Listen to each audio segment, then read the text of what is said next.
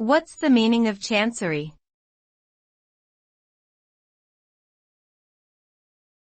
Chancery.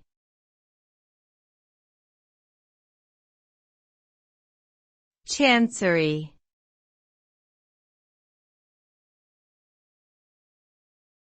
Chancery.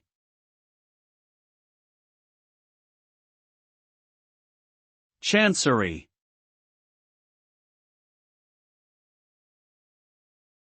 Chancery refers to a court of equity that has the power to hear cases based on principles of fairness and justice rather than strict legal rules. In modern usage, the term often refers to the office or department responsible for handling the administrative and bureaucratic tasks associated with legal proceedings. This can include tasks like managing court records, processing filings and documents, and providing support services to judges and attorneys.